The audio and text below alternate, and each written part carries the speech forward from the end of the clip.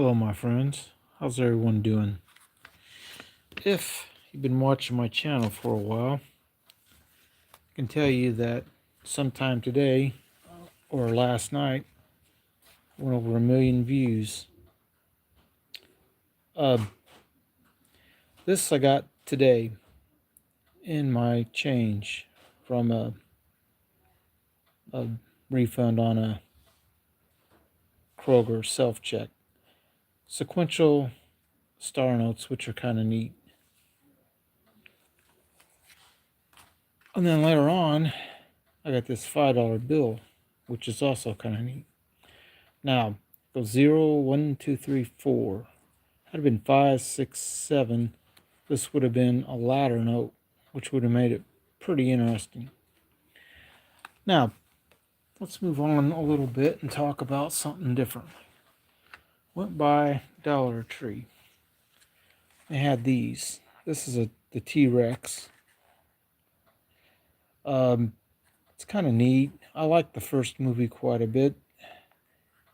And I kind of like the movie that introduced Blue, which is what this one is. Some of the other ones were okay, but I got a little tired of it after a while, but I decided to go ahead and buy them.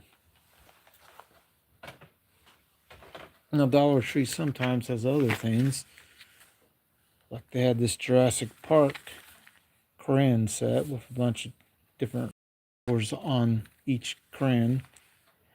It's kind of neat. They also had this one with larger crayons. It's missing a couple, so they marked it down to a quarter, which I thought was neat too. Now, when you go to the Kroger self-checkout and they drop change, at least that's where I think I got this, it'll drop out an odd coin. This, I believe, is 10 centimes. It's an Italian coin, 1955, but it's about the same dimensions and diameter as the United States quarter, or that's a Canadian one. Let me grab a U.S. quarter. I'm sure I got one out here somewhere. Looks like it's slightly smaller. Hello, Jackie. Now, one thing I have been doing, got this about a month ago or so, and someone wrote in magic marker right on it, $3, although I think it was more like $2 because I bought it as a deal. It's only worth about $2 roughly. See a little bit of red left right there, but it's not very much. It is an interesting piece. What I'm looking for, it's a 1965, and then I'll have one from each year. And then Coin Door had a big monster box of foreign coins, a quarter a piece. I asked him if there's any silver coins in it, if they'd still be a quarter. He said, I don't think there's any in there, but if it is, it's fine. So I got this sterling.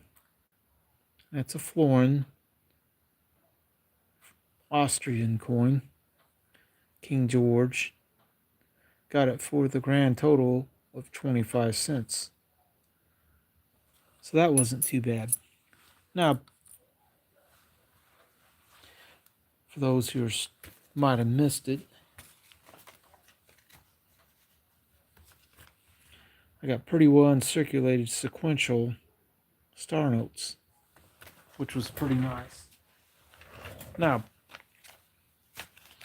we're going to do something a little different. Put that up there. We're going to pull this spectacular blue coin glass ashtray. This is a really nice color. It's one of the more collectible colors for this stuff. Set it down right there. I thought I had a little more room. We're okay though. Put the redstone there and send it spinning. Now what I'm going to do, I got this. I went by the bank and got some dollar coins. What I'm looking for is the Wounded Eagle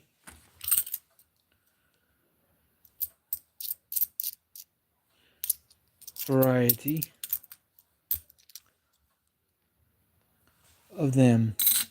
And what you want is the 2000 Philadelphia, which is what all these are. What you're looking for on the back is a slightly raised thin piece that runs through the back of the eagle's lower body here. You can look up online and see what they really look like. There's about 100 known to exist, and I'm hoping, beyond hope, that I can find another one.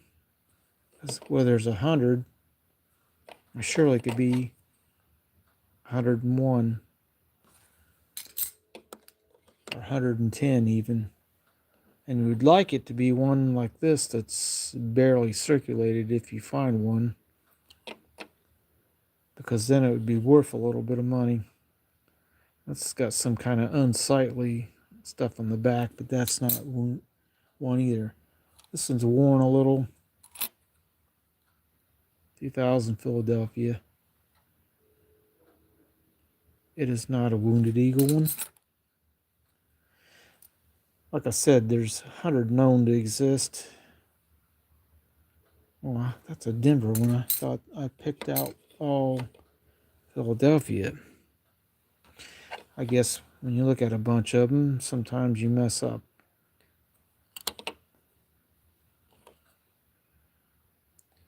Again, this has got something unsightly on it. Looks like residue from a Coke, or maybe something else. That would affect the value if one of these turned out to be a Wounded Eagle. Because that on there would not make it, worth a whole lot compared to one that was cleaner without being cleaned. Almost always has something on them. Oddly enough, it's not on the front. Maybe a little on that one. Those aren't Wounded Eagles, none of them. Now I went to another branch and they had dollar coins too. I don't know what I got out of this because I just took what they had. There's a presidential. I'm not looking for that. There's a 1979 Susan B. Anthony, another presidential. Another presidential. Now I do know there's a mule error where a Sacagawea dollar like this has that on the back. If that happens, it's actually pretty valuable. But some people, that's 2000 Denver. Some people might not actually know that. Two more Susan B. Anthony's, two 1980s, which they minted a lot less of 1980 than they did in 79. Last one's 2000 Philadelphia. Those are not raised. Those look like scratches, so this is not Wounded Eagle either. So pretty much all these coins can be returned. Not to the bank though. I'm going to take them to Kroger and buy something. So that's the end of talking about that. I'll spin that again. It's kind of neat that it'll spin on that.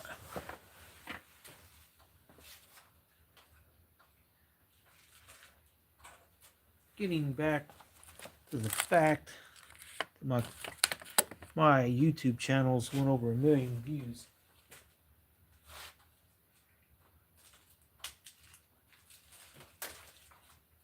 which I think is a pretty good accomplishment. We're going to talk about these 100 peso coins.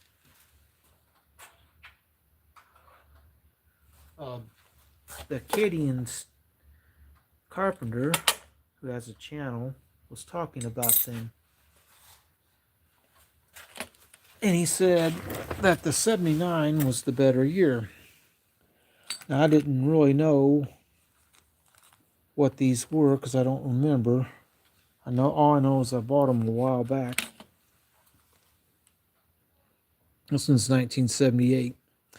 I might have a 77 one. Now, I bought these at a pawn shop, and at the time I bought them, this was about $1 higher than what they would have costed buying them online. But if you buy them online, you have to pay shipping.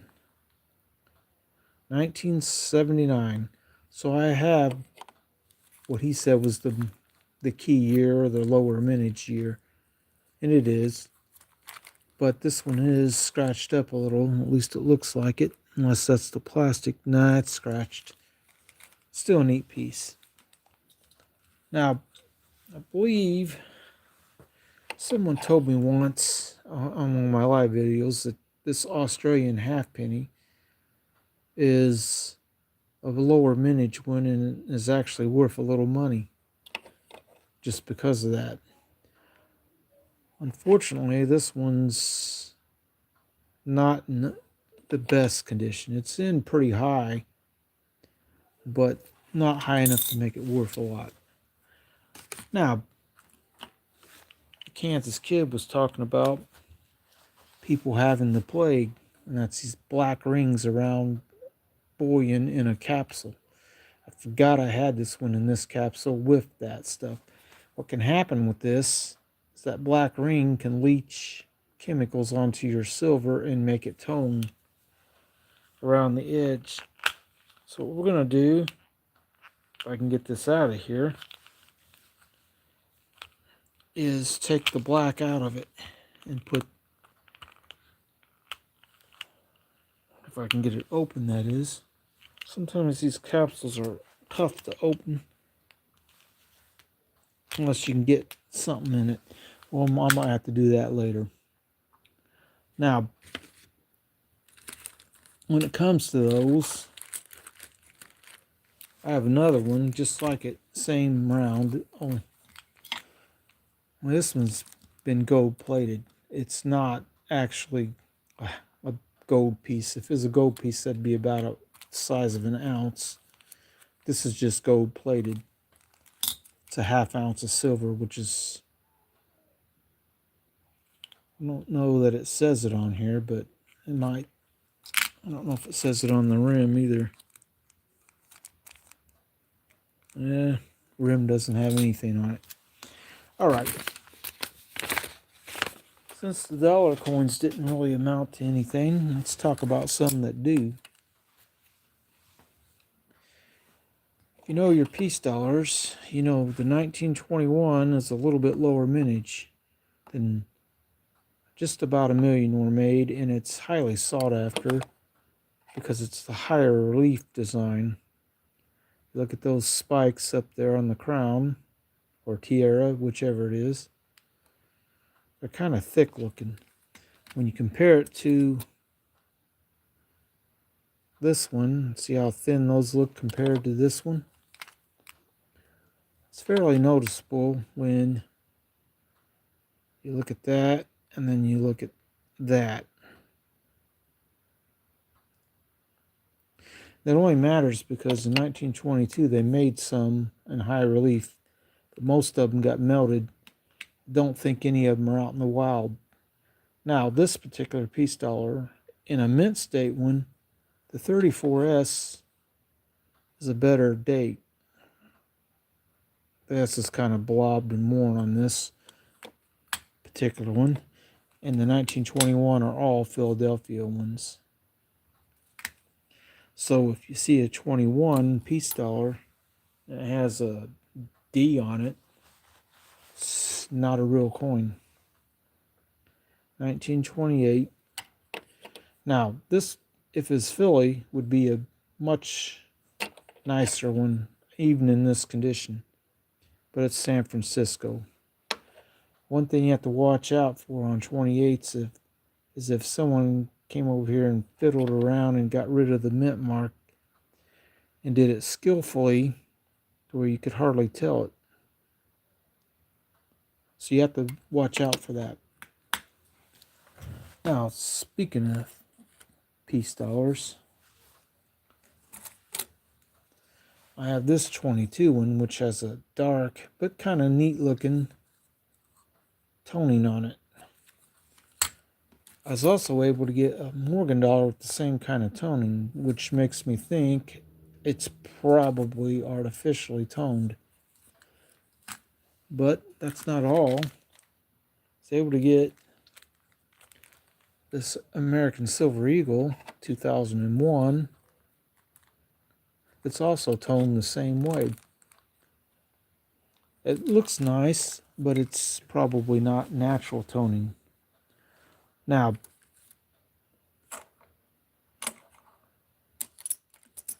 you talk about 40% silver coins.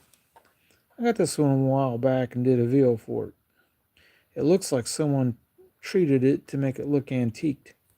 Because usually these look like this. This one's just blast white, barely circulated.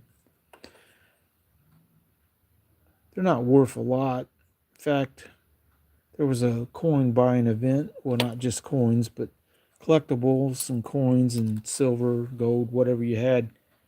Collecting event, and the guy told me they pay about $3 for those at the time when the melt was almost 7. So stacking these 40% ones is really not a good idea.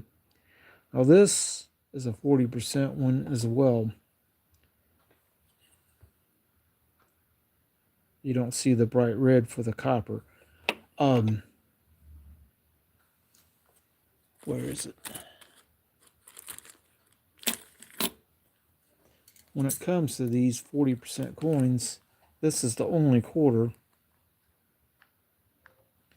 San Francisco, that is 40%, at least that I know of, which is kind of neat.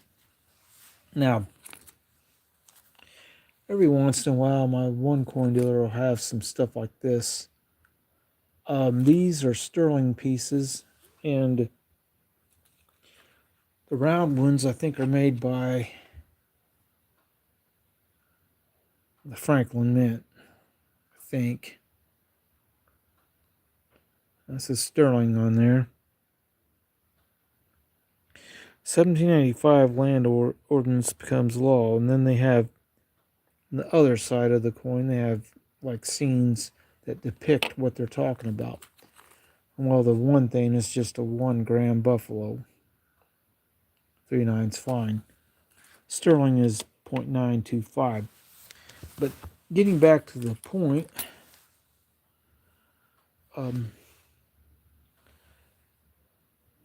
I do have a Krugerrand silver one, 2021. Then we talk about Libertad, which when I bought this was a little bit premium, but now, because silvers went up, I actually have it for under melt value, which I kind of like. It's hard to get those real close to melt. Most times you can't. Now, this is a neat piece. Its date's worn off or scratched off. It's got a hole in it. And it's fairly circulated heavy. But that's not why it's cool. It's cool because of this stuff. Presented to Miss Effie Reese on her, or by the Sunday school superintendent. That looks like an S. Yeah, but that might be a C and then H, but AIT maybe. It's hard to read the rest of what is the name there. It is a neat piece. And when I bought it, I got it for, it's a 50-cent coin, got it for 20 times its face value. So right now, it's well under mint. Smashed down that staple, but that one was still slightly up. You always want a good pair of pliers for smashing staples on those cards. This wasn't very expensive, but it does the job. Now, the other Mexican silver coin that's kind of neat is the Olympic one. They're 720 silver. And it weighs just over half an ounce. These other ones are a little bit bigger. Oh, I buried them at 0.64 in change. Now, talk about one other thing. Sometimes you get a chance. You ever see these Liberia coins like this with this back? It says $20 on it. These are silver. 20 or $2,020. It's 0.6 or so ounces of silver in this. It's not a full ounce. It's about the size of a typical silver round, though, just thinner. But if someone doesn't know what they have and they think it's just a random world coin, and they might price it lower than they should. This is a little over, half an ounce of silver on these. 3/9's fine. So you got to keep that in mind when you out about and you go to a flea market and they have this and they don't know it's silver. They charge $1 or $2 for it. It's time to buy because it's definitely worth more than $2. Now, these Cook Island coins I have here are tributes to the Morgan and Peace dollar. This one's the 100-year. That one says 64 on it for some reason. I don't think it was made in 64. These are half ounce. With this, 1/2 ounce, 3/9's pure silver. It does say copy on it because of the Morgan and Peace dollar design being on it, I believe. But they do test out 3/9's fine. The Cook Islands made them. They're the same size, diameter as a typical silver round. They're just half as thick. This one also says copy on it because it copies the Morgan dollar. Not real well, but it does test out the 3/9's fine silver, and it's a half ounce. So those pieces are kind of neat too. Now, some people talk about really old, most expensive piece I don't have handy. It's a Carson City Morgan GSA box one. It was the most I paid for any particular coin. Now, I have this bag, and in it happens to be a 1906 Barber that's pretty worn that I got right around melt. It's worn enough that if there was a mint mark there, it looks like there was. It's right here. The light hits it right. It appears to be a 1906 Orleans. I got it for around melt. I also got these for around melt, which you don't usually expect to ever get something like this at melt. This looks like it's an 1835. It's too bad the front isn't as nice as the back, because the back's doesn't appear to be worn as much. These really old coins like this, you don't ever expect to be able to buy them for melt, and if you ever can, you should definitely get them. This one's worn a little more. And I can tell it's a 2 at the end, maybe. I think it's a... I think that's a 2 on the end. However, it's worn so much it's really hard to tell. But when these aren't worn, like this one, it's a 100-year-old coin now. You can see the 2 has a big swirl on it, which is why I do believe this one here is a 30 something and not 20. But when they're not worn out, these are quite a bit more than face value usually. Or I mean, melt value. 50 cent, United States of America. This is a fairly nice one. It's not worn that bad. If you go to a coin dealer today and try to find one about this shape, you're probably going to pay $50, $60 for it. My guess. And then this is an 1831 that's in a little bit less wear and tear on it. It's probably about fine if it was graded. This one being in a better shape was more costly than that 25 one was. These have letter edging on them too, which is kind of neat. Although in the card it's kind of hard to see. But it says around the edge 50 cents or half a dollar. I'm trying to see which way the lettering is on this. Oh, there's half. The lettering goes this way. To read it upright, half a dollar. And then over here it should say or 50 cents. There's 50. And there's the cents. Trying to see where it says or. Or maybe it says 50 cents or half a dollar.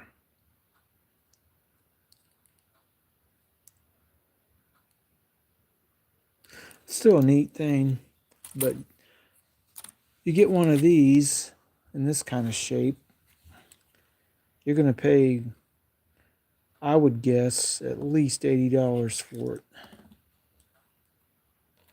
Maybe a little more, depending on your coin dealer. Some coin dealers really stick closer to the red book price. Although if it's not graded, keep that in mind. The red book prices on these kind of coins, they're for graded pieces. If it's loose, it's considered a raw coin. And in my opinion, if it's a raw coin, you should pay about 30 or 40% under what you think the grade is. Now, that will be an argument between you and the coin dealer. Or not argument, but negotiation. He's going to say it's higher to get a better price, and you're going to want it to be a little bit lower so you can get a little bit better price. So, always keep that in mind. But, no, I don't have the most expensive piece around. But I am telling you, a 34S peace dollar in uncirculated condition is several $1,000 coin, which is interesting to know and to keep in mind. But only made these particular 100 or sin pesos. They're 720 silver. Only made them for 3 years. And 0.643. So that's how much of an ounce of silver is in this, roughly. I think they rounded it off. But it is kind of nice that I was able to cross 1 million views on my channel. And I thank everyone who's watched over the years, because I've been doing this for a few years, everyone who has subscribed. If you like my content, please like and subscribe. Not only does this thing look like someone antiqued it, it also looks like it's been cleaned with a lot of looks like lines going in the same direction. Some of that scratches, but if I get the light to hit it the right way, you can kind of see straight lines at this kind of an angle. So surely someone also cleaned this a little bit, but they didn't take much detail off. But unfortunately with these, there's really no value, extra value in a totally uncirculated one than one that's slightly circulated. Because the 40%, there's really not much love for 40% coins. It's the same with war nickels. I don't even remember what I paid for this one. But it's San Francisco, so it's 40% bicentennial. And this is a 67 loose. So 40% coins, there's really not much value in them. But out of all the stuff I've shown here, what probably cost me the most amount of money of all that stuff is this 21 peace dollar, which is slightly worn but not too bad. Which means this one actually got circulated, which to me is more interesting than one that's sat in a vault somewhere and never got circulated. Although the one that's totally uncirculated would be quite a bit more than this one was. I'm trying to remember what I paid for this.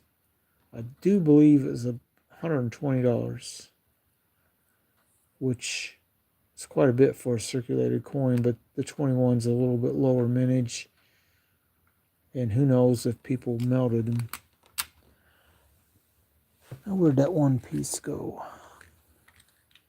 I'm going to get this open one way or another.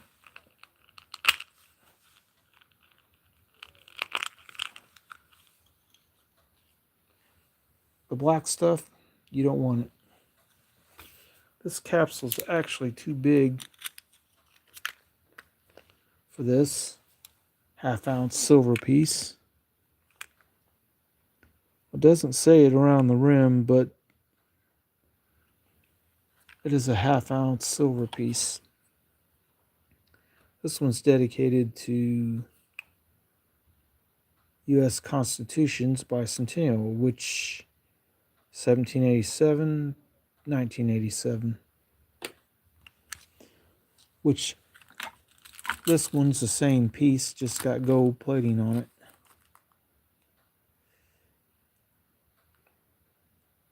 The gold plating really doesn't add any extra value to it. If you want value in your gold, you want it to be solid gold. So that thing can go to the trash because I'll never use the black form. I know a lot of these people have the bigger ones, these where a coin would not fit. Like one of these 1 ounce ones would be, there'd be a lot of extra rim on it and it would slide around inside it. I'd rather have that than the black stuff, which can cause some unsightly toning on your silver, which you don't really want. I mean, some toning is nice if it's natural. This is, the Libertads have a really distinct design to them. I think that's a scratch on the case. See how it's elevated off of the coin, so it's not the coin, it's the case. A lot of people love these Libertads, and they will pay more for them than melt. Usually a bit more than one of these. If you order this from a online dealer, you'll probably pay a couple, $3 over melt, roughly. But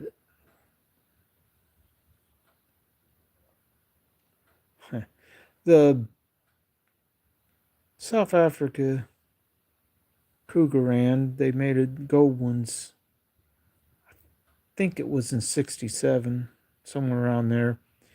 It was the first 1 ounce pure gold.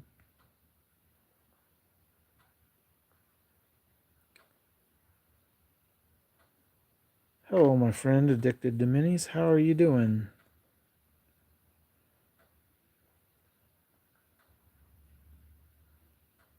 No, it's not.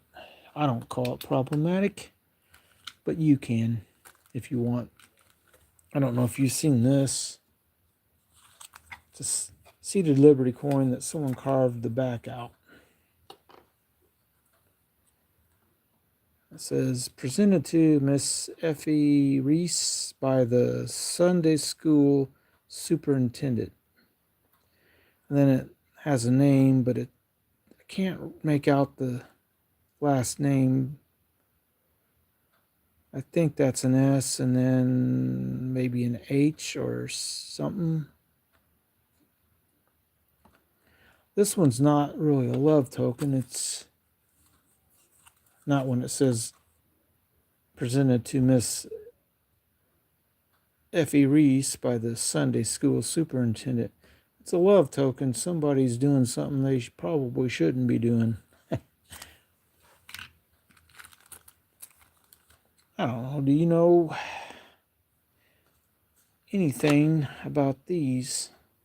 Someone told me once that the halfpenny 1951 Australian coin is a little bit lower mintage and somewhat collectible. This one's been cleaned and stuff, so it's going to hurt any value it would have. But if it's a rare enough, low enough mintage, that might not matter. But I think over here on the table, maybe not there, I have a 1 penny one the same year,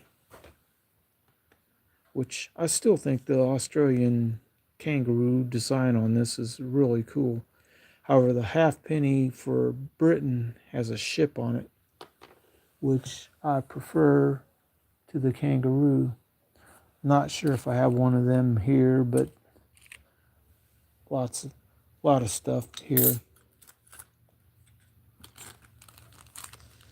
I think this American Silver Eagle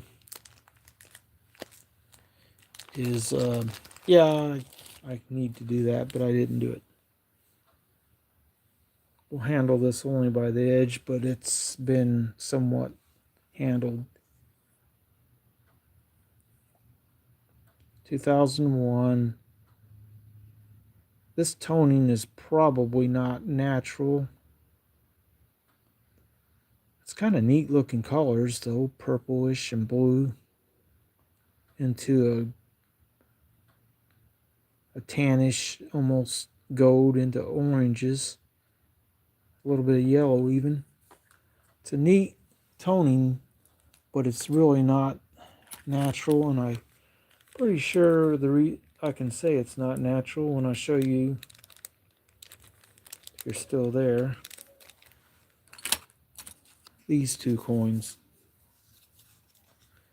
They have the same kind of toning on them, 22 and 21, Peace Dollar and Morgan Dollar. Although the back on these two is not quite the same thing on it.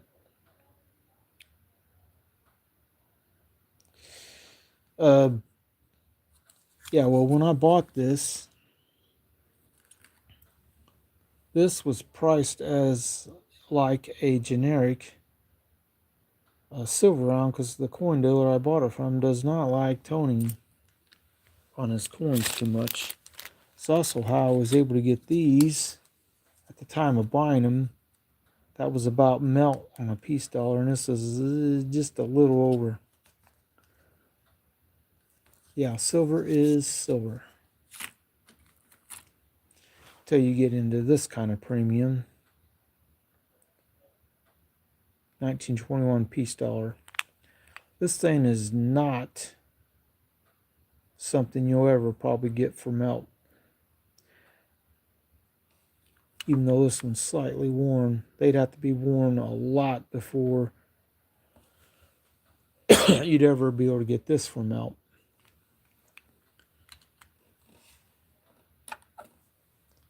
$34S in mint condition is also a pretty pricey one if you look it up in the red book. This isn't uncirculated. They're common enough. A little over 1 million were made that in circulated condition, no real premium. It's only when they get to be a mint state when that the premium comes in. It's only a few $1,000s at that point.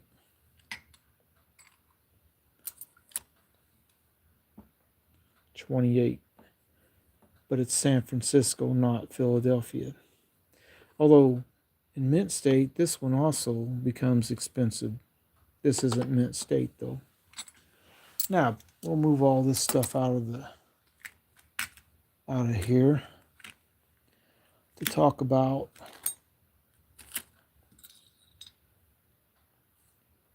not coins, but coin glass. This blue.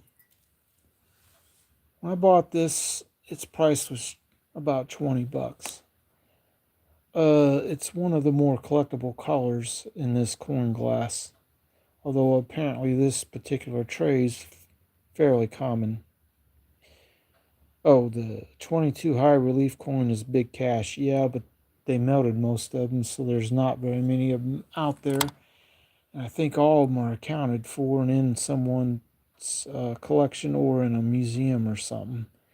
You're unlikely to ever find a 22 high relief out in the wild because they melted them. Let's see if I can get the date up that they put on these. Get it to focus. 1887. The frosting is how you know it's not a reproduction. If it's unfrosted, it's a reproduction, and it shouldn't cost near as much as the ones that aren't reproduction. The blue is, though, a very nice color. Really like it. And if it was a clear one like this, it would be cheaper. Clear is not as collectible. Although these little urns, I haven't seen too many of them around. And according to the Kansas Kid, he never had found one in the wild. But me being the generous guy I am, I sent him my amber urn like this.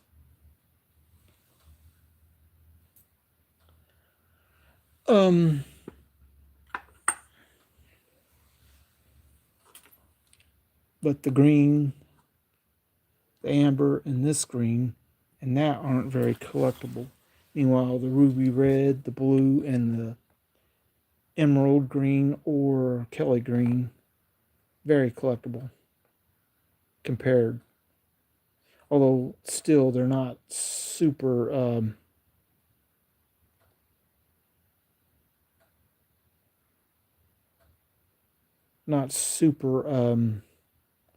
valuable, the pieces. This is about $20, give or take. You might be able to find it cheaper on eBay if you get lucky. Although shipping will probably make it more. Even though some people say you don't count shipping when you're buying something like that because it's a service, and I'm talking about the Kansas Kid there, you still pay it. So, yep, 79, 78. I do believe I have a 77 one of these too. Not handy. But we have come to the end of what I really have to talk about, except to say today in my change, I got slipped this thing as a U.S. quarter. It's Italian. It's 1955, and it's super light. I think it's a 10 centimes. I think that's how they say they're 10 cents. I know centavos is what Mexico calls them.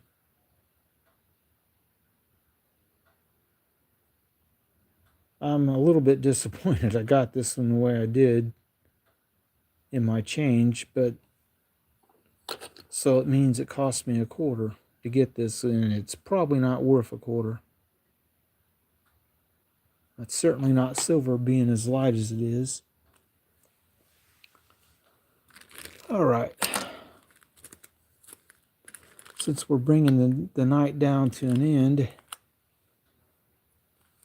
these half-ounce ones like this is about the size a half-ounce of 3/9 silver usually is.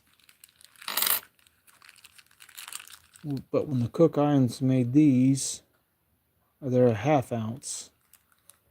And they're a big diameter, about the same as a regular 1 ounce is, just half the thickness.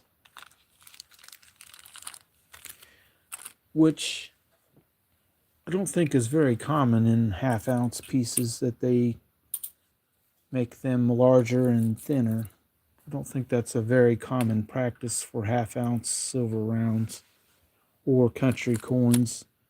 You know, a country issued half-ounce piece. But we'll show you the two of the more valuable coins out of the ones I've shown today. That and the peace dollar. These were nowhere near melt as well they shouldn't be when you're talking about cap bust half dollars. These aren't worn as bad. The only way you can ever get these for melt is if you buy them from somebody who sells you a lot of stuff and they're really worn, like that one and that one are, or scratched pretty heavy like that one is. It's not worn real bad on the reverse though, just the obverse. The other one's worn a lot. But I can illustrate one other little fact that you may not know if you're unfamiliar with the older US 50-cent coins. They start at 13 point, I think it's 3-4 roughly grams, and the way they do it is 89.8% silver and a bigger diameter. I don't know, this one's worn, so I don't, of course, so is the barber. It's hard to tell, but I think they're about the same thickness as the modern halves. They're just a little bit bigger, and that's how they get the extra silver in them. The extra weight, that is. Because this started at 12.5, and this started at 13.3 something. And they're bigger. So if you ever get one of these and it's exactly the same diameter, congratulations, you have found a fake. Especially if it's actually ground off the edge slightly all the way around and weighs that much, it might not be a fake, but it's damaged pretty bad at that point. So, been live for a while. I want to thank everyone who's watched my channel the last several years, about 4, a little bit more, because today, or late last night, my channel went over 1 million total views, which is quite a milestone. Doesn't help if you're not monetized. It, even if you are, 1 million total views don't pay you a whole lot on YouTube, especially when most of them are shorts. But if you like this kind of content, please like and subscribe. It'll help me a little. I'm also, besides the 1 million total views, I have about 2,900 and then some subscribers, and I thank everyone who has subscribed, everyone who does watch. But that's pretty much all I really have tonight. We will see you next time. Hope everyone has a great night, and I hope your Halloween was nice too, because today is Halloween. That's all I got.